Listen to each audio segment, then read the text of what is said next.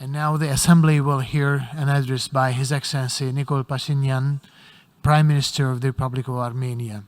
I request protocol to escort His Excellency. I have a great pleasure in welcoming His Excellency Nikol Pashinyan, Prime Minister of the Republic of Armenia.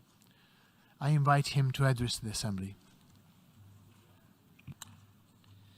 Mr. President, Excellencies, ladies and gentlemen, it is an honor to return to the General Assembly, though I wish I was here with a more positive message, given all the challenges and tribulations the world has been through in the past few years.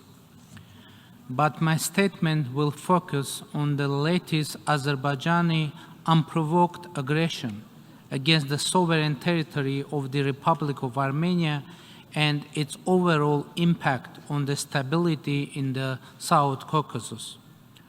On September 13, Azerbaijan launched an unprovoked and unjustified military aggression against Armenia, using heavy artillery, multiple rocket launchers, and combat UAVs. The Azerbaijani armed forces shelled 36 residential areas and communities, including towns of Goris, Jermuk, Vardenis, Kapan, Geramasar, deep within the sovereign territory of Armenia. This was not a border clash. It was a direct, undeniable attack against the sovereignty and the territorial integrity of Armenia, which was condemned and addressed during the latest UN Security Council meetings and beyond. The Azerbaijani attack deliberately targeted civilian population and vital civilian infrastructures.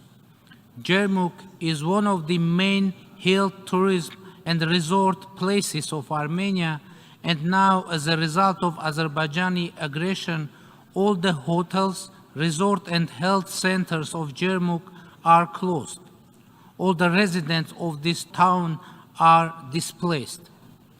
Overall number of those temporarily displaced from Gegarkunik, Vayodzor, and Sunit regions of Armenia is more than 7,600 persons, mostly women and elderly people, among them 1,437 children and 99 persons with disabilities.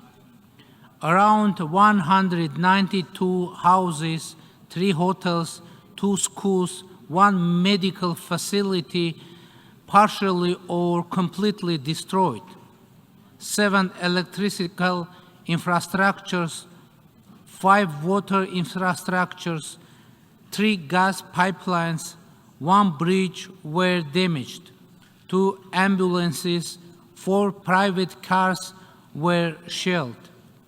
The Kechut water reservoir was targeted and shelled. Journalists and ambulance vehicles were targeted and shelled as well. As a result of the aggression, the number of victims and missing persons at the moment exceeded 207. Among them, 3 civilians were killed and 2 civilians are missing. 293 servicemen and 8 civilians were wounded. At least 20 servicemen were captured. There are evidences of cases of torture, mutilation of captured already dead servicemen, numerous instances of extrajudicial killings, and ill treatment of Armenian prisoners of war, as well as humiliating treatment of the bodies. The dead bodies of Armenian female military personnel were mutilated and then proudly video recorded with particular cruelty by the Azerbaijani servicemen. The videos featuring such gruesome war crimes and crimes against humanity are being shared and praised on the Azerbaijani social media by individual users. No doubt, committing such unspeakable atrocities is a direct result of decades-long policy of implanting anti-Armenian hatred and animosity in the Azerbaijani society by the political leadership. In the wake of this offensive, the official narrative and other sources of information suggest that Azerbaijan intends to occupy more territories of Armenia, which needs to be prevented. I want to stress that the risk of new aggression by Azerbaijan remains very high, especially taking into account that every day Azerbaijan violates the ceasefire and the number of casualties and those injured could change any moment. Another factor for further escalation can be inappropriate reaction to this situation by the regional security organizations, which raised very hard questions among Armenian society. Ladies and gentlemen, despite the above-mentioned facts, Azerbaijan is trying to pose itself as a country seeking peace in our region, peace with Armenia. Hearing from a side what Azerbaijan is saying, you can even be impressed by its devotion to peace efforts. And for staging this impression, Azerbaijan is using the subjects of peace treaty with Armenia, border delimitation, and regional communication opening agenda. Why we have no tangible progress in these directions? The reason is very simple. Azerbaijan is using all those topics for territorial claims against Armenia. For example, one of the most important subjects of peace treaty is bilateral recognition of territorial integrity between Armenia and Azerbaijan.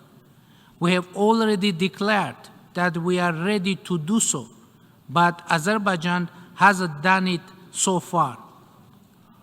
On the contrary, Azerbaijan has been publicly voicing that the entire south and east of Armenia and even the capital city of Yerevan is an Azerbaijani land. On the other hand, Azerbaijan is keeping under occupation tangible territories of Armenia, and as I said, the risk of new aggression by Azerbaijan remains very high. In this regard, I am posing an official and public question to the Azerbaijani president. Could you show the map of Armenia that you recognize or are ready to recognize as the Republic of Armenia? Why I am asking this? Because it can come out that from the point of view of official Azerbaijan, only half of Armenia and even less is the Republic of Armenia. If Azerbaijan would recognize territorial integrity of Armenia, not theoretically but concretely, I mean the integrity of our internationally recognized territory of 29,800 square kilometers, it would mean that we can sign peace treaty by mutually recognizing each other's territorial integrity. Otherwise, we would have a phantom peace treaty, and after that, Azerbaijan will use border delimitation process for new territorial claims and occupation. As you may know, bilateral commission of border delimitation and border security was formed in May, and 2 meetings of the commission have taken place. Before the formation of the commission, last year, Azerbaijan occupied more than 40 square kilometer territories of Armenia. And then, one of the excuses of Azerbaijan about the reasons they have done this was that Armenia, according to them, refuses to form border delimitation commission. Of course, we didn't refuse to do that, but only insisted that simultaneously a mechanism of border security should be established. In the end, according to our international partners' request, who argued that the Border Commission work itself will be a reliable factor for border security, we agreed to start the work. And now that Border Delimitation and Security Commission has been formed and is working, Azerbaijan initiated a new phase of aggression. And some of those international partners are silent. But what is now the explanation for aggression of Azerbaijan? You know, if someone has excess of aggressiveness, the reason always will be there. As it is said in a movie, it is always possible to find the reason. For example, why they killed Prince Hamlet. Who killed, how, when, and why? It doesn't matter. The reality is that Azerbaijan is trying and will continue to use the delimitation process for territorial claims against Armenia. Another such a topic is the opening of regional transport communication links. Azerbaijan is trying to represent Armenia as a destructive side in this discussion. The reality is that Armenia is ready to open its roads for Azerbaijan in the framework of our national legislation. Moreover, recently, the draft decision of government was published that supposes to open 3 checkpoints in the border with Azerbaijan for implementation of the Article 9 of the trilateral statement from November 9, 2020. According to that draft, citizens and goods of Azerbaijan would be eligible to use the existing roads of Armenia to commute from main Azerbaijan to the Nakhchivan Autonomous Republic. The Armenian government had political will to unilaterally accept that decision, but Azerbaijani officials tell us that they don't want to have those routes. What do they want? They want a new route to be constructed.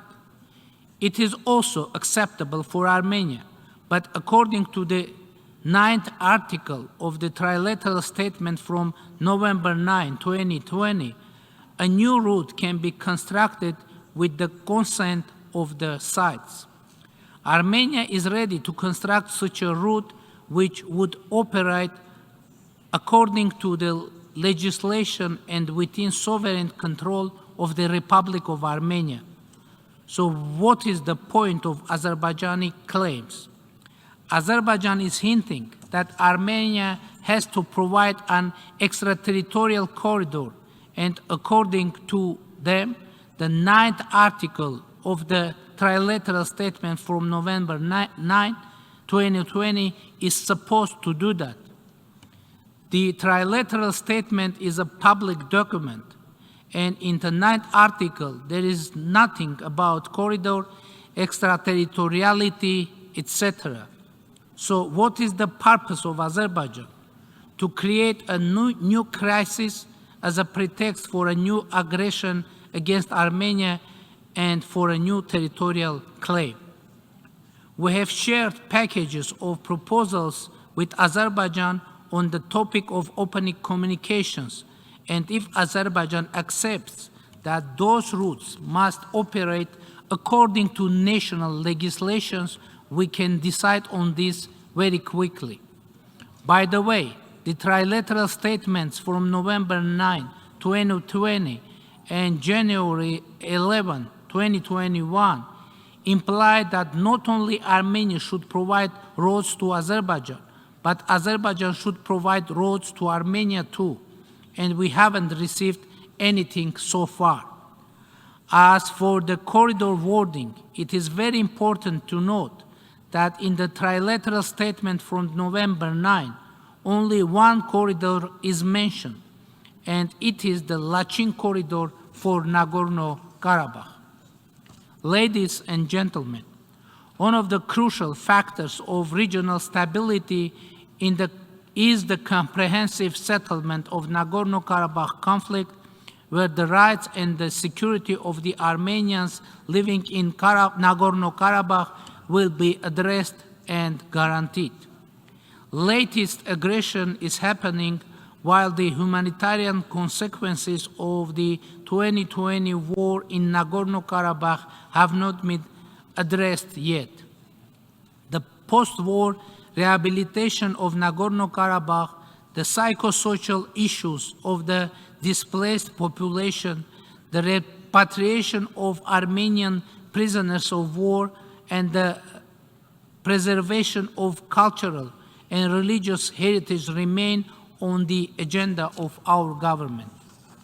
Nevertheless, the Armenians in Nagorno-Karabakh are in need of the support of international community.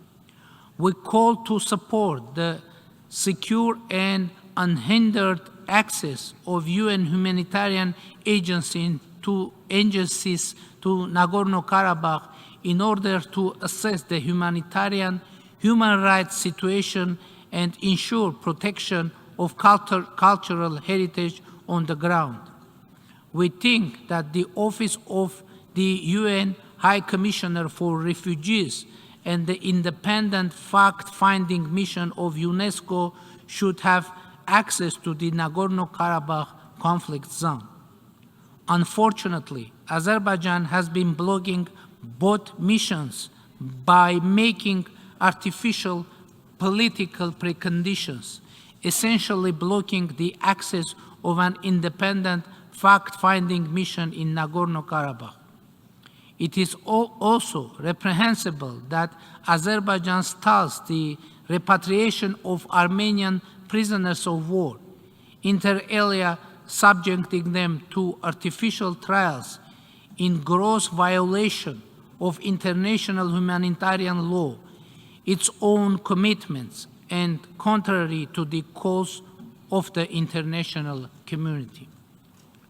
Mr. President, ladies and gentlemen, sustainable regional peace and stability is our objective.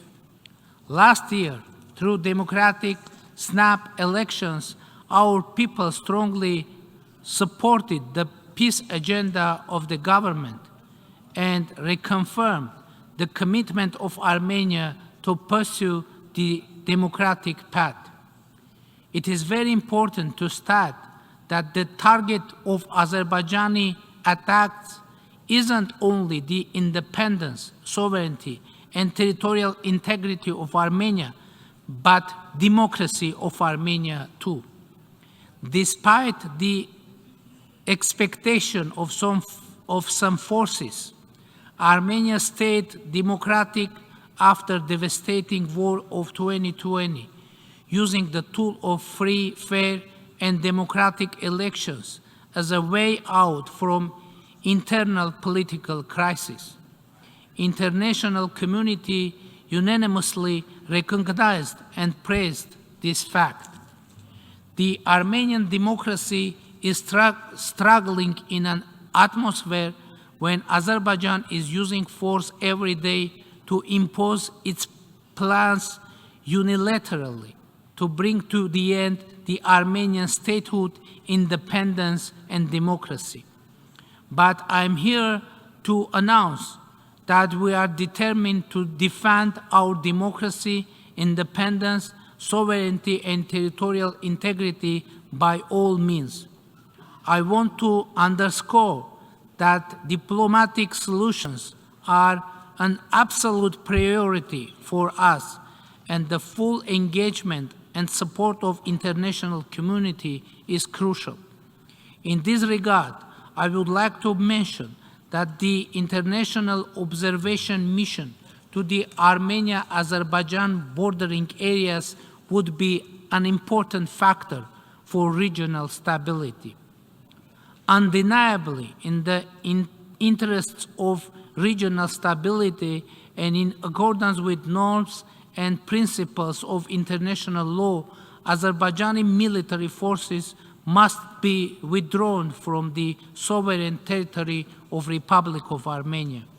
Ladies and gentlemen, I want to stress again, we are determined to build peace in our region, but we need the full support of international community, which will stand by the sovereign and democratic country and people subjected to aggression against the norms and principles of international law. I believe in the potential of establishing long-term stability, security, and peace, and Armenia is committed to continuing diplomatic efforts to this end. I thank you for your attention. On behalf of the Assembly, I wish to thank the Prime Minister of the Republic of Armenia for the statement just made, and I request protocol to escort His Excellency.